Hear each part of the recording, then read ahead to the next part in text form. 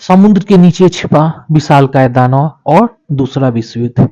एक ऐसा युद्ध जिसने पूरी दुनिया को हिलाकर रख दिया था। जापान के पास था I-401, एक ऐसा जहाज जो पानी के अंदर छिपकर दुश्मनों पर हमला करता था। यह कोई साधारण जहाज नहीं था, यह था एक विशालकाय दानव।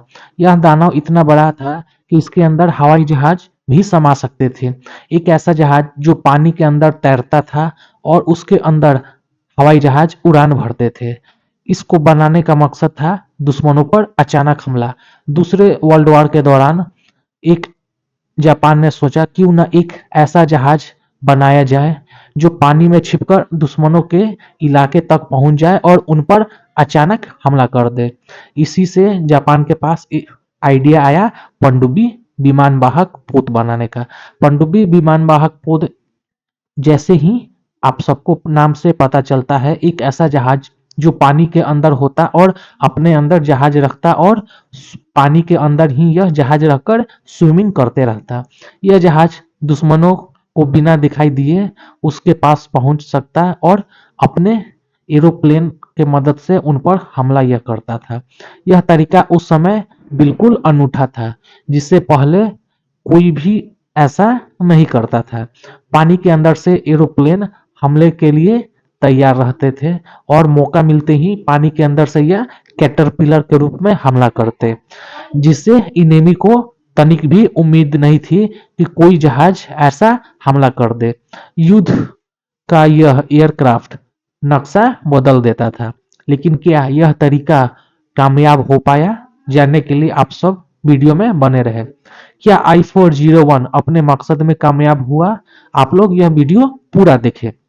I-401 सिर्फ एक पनडुब्बी ही नहीं थी, बल्कि यह एक तैरता हुआ एयर अड्डा था जिसकी खास बात थी अपने अंदर से एरोप्लेन का अटैक करना। देश का यह बहुत बड़ा हैंगर था जो पानी के अंदर ही एरोप्लेन को रखता और उड़ने के लिए मदद करता। इस हैंगर में 3 जहाज रखे जा सकते थे।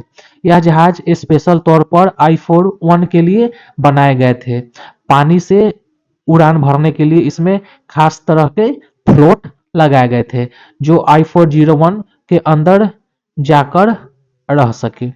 तो यह ऐसा जहाज था जो हमले के समय पानी के सतह के पास आता और हैंगर को खोलता। 2 एरोप्लेन एक के बाद एक निकलते और दुश्मन पर हमला करते। यह नज़ारा देखने लायक होता था, जो समुद्र के बीच अचानक से जहाज उड़ान भरते और अटैक करके फिर समुद्र के अंदर चले जाते। हैंगर में एरोप्लेन के अलावा उनके लिए जरूरी ईंधन, हथियार और दूसरे जरूरत के चीजें भी रखे गए थे। यह पानी के अंदर तैरता हुआ हवाई अड्डा था जो पानी के अंदर मूव करता था। यह लोहे के मॉन्स्टर की बनावट, यानी कि इस लोहे के मॉन्स्टर की बनावट बहुत मजबूत और शक्तिशाली थी। I-401 को उस समय की सबसे अच्छी टेक्नोलॉजी का इस्तेमाल करके बनाया गया था। यह अपने समय का सबसे बड़ा और ताकतवर पनडुब्बी विमान वाहक पोत था जो 122 मीटर लंबा था, यानी कि लगभग एक फुटबॉल मैदान जितना बड़ा था। इसका वजन लगभग 6500 टन था, जो लगभग 13 लाख किलो के बराबर था। इस मोटे वजन के बावजूद यह पानी में तेजी से चल सकता था और अपने मंजिल तक पहुंच भी सकता था। I-401 में 2 डीजल इंजन और 4 इलेक्ट्रिक मोटर लगे थे जो 100 किलोमीटर प्रति घंटे की रफ्तार से इसे आगे बढ़ा सकते थे।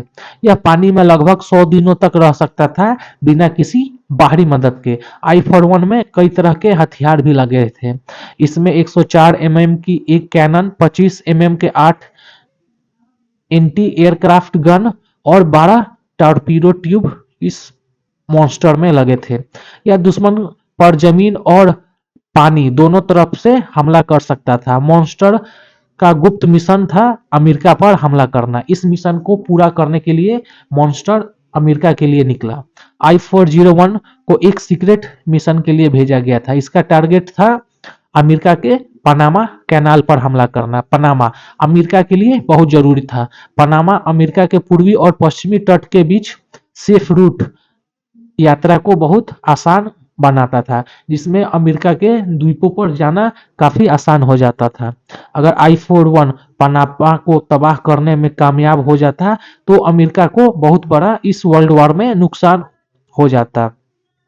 जैसे ही I-401 अपने मिशन पूरा करने के लिए बस जैसे ही निकला, अमेरिका ने 2 एटम बम जापान पर गिरा दिए और जापान को आत्मसमर्पण देखना पड़ा और दूसरा वर्ल्ड वॉर खत्म हो गया। युद्ध की समाप्ति और मॉन्स्टर का अंत कैसे हुआ, आइए हम लोग जानते हैं। जापान के आत्मसमर्पण के बाद I-41 को अमेरिका अपने कब्जे में ले लिया और इसकी टेक्नोलॉजी को वह समझने लगा। अमेरिका I-401 का अध्ययन करने के बाद इसे समुद्र में डुबा दिया, लेकिन यह समुद्र की गहराई में यह हमेशा के लिए जिंदा है। यह भले ही युद्ध में कोई खास भूमिका नहीं निभाया, पर यह दिखाता है कि युद्ध के समय इंसान क्या क्या सोच सकता है। समुद्र की गहराइयों में छुपा इतिहास आज भी I-401 प्रशांत महासागर की गहराई में खोया हुआ है।